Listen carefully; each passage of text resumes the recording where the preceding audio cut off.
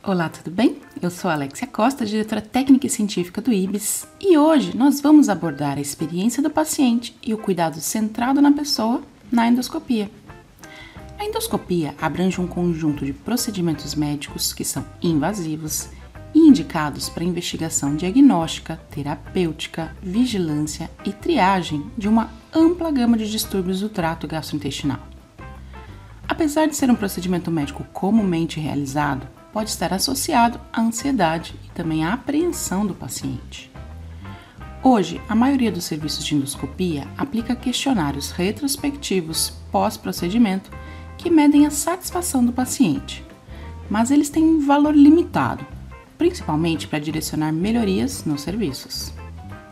Avaliar diretamente as prioridades e a história do paciente identifica o que é importante para os pacientes na sua experiência de saúde, ou seja, o valor que é relatado pelo paciente, que também pode fornecer uma base para outras formas de avaliação.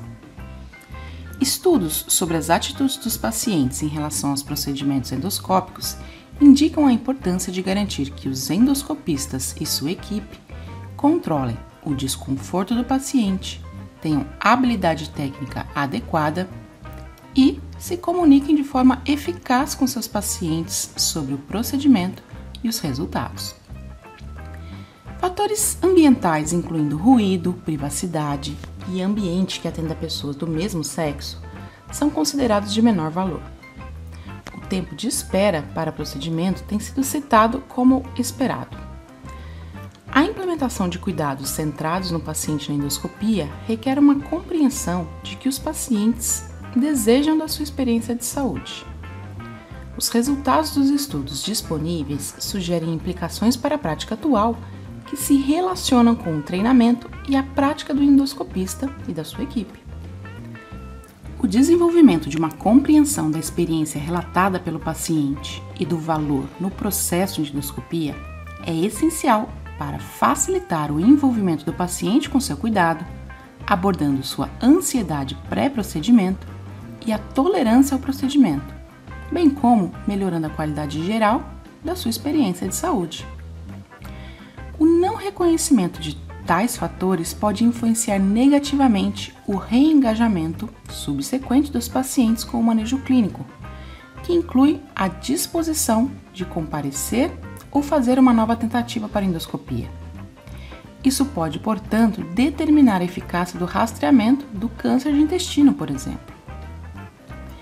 A experiência de pacientes individuais também pode influenciar as atitudes de outros pacientes futuros ou potenciais no envolvimento com a endoscopia, por meio de discussões informais com amigos, familiares ou conhecidos, redes formais ou informais ou mídias sociais, particularmente quando isso reflete o relato de experiências negativas, como procedimentos a serem temidos.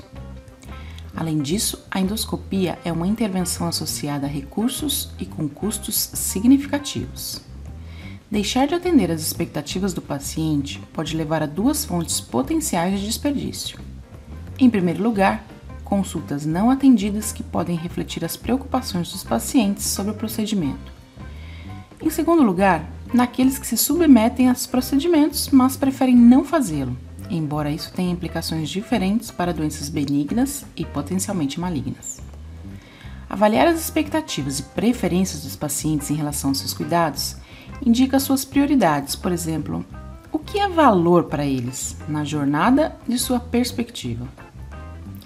Estudos relacionados a valor em saúde, relatado pelo paciente, identificam repetidamente a importância da interação médico-paciente e, especificamente, a habilidade técnica dos endoscopistas, incluindo a capacidade de controlar o desconforto e também as habilidades de comunicação. Essas são classificadas como de maior importância para os pacientes do que os fatores ambientais, como ambientes unissexo, ruído e até mesmo privacidade, que nós já falamos. Isso pode ter implicações consideráveis para as abordagens atuais de avaliação da qualidade da prática endoscópica. Em primeiro lugar, demonstra a necessidade de definir claramente os métodos de validação de qualquer sistema de medição para avaliar a experiência do paciente. Em segundo lugar, o feedback do paciente deve ser derivado da identificação de que os pacientes desejam do seu procedimento endoscópico e se essas questões foram atendidas. E não como avaliações retrospectivas para determinar se o que foi recebido foi satisfeito.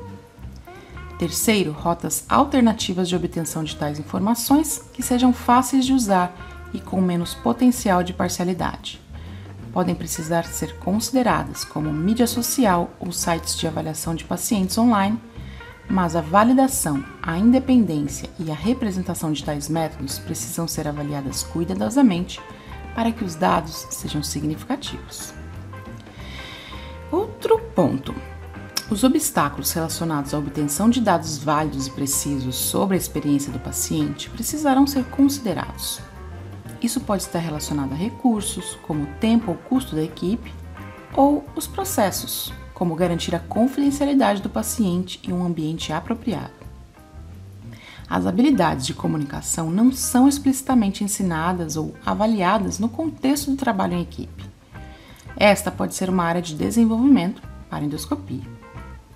Melhorar a comunicação e as habilidades técnicas também pode ser importante para reduzir o desconforto do paciente durante procedimentos endoscópicos.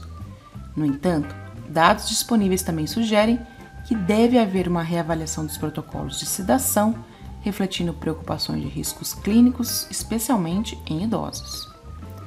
Para melhorar a experiência do paciente, também pode haver a necessidade de melhorar as circunstâncias nas quais o endoscopista opera.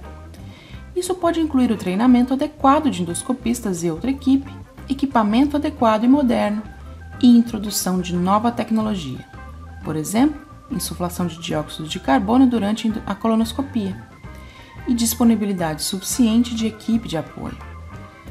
Também pode envolver a garantia de um ambiente de trabalho eficaz, evitando procedimentos apressados devido a agendamento em excesso e insistindo em intervalos de descanso para o pessoal.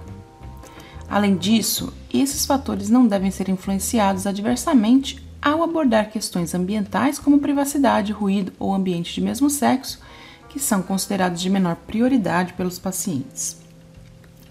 Em conclusão, compreender as atitudes do paciente em relação aos seus cuidados deve agora ser considerado um componente fundamental de manejo da endoscopia, como na medicina em geral.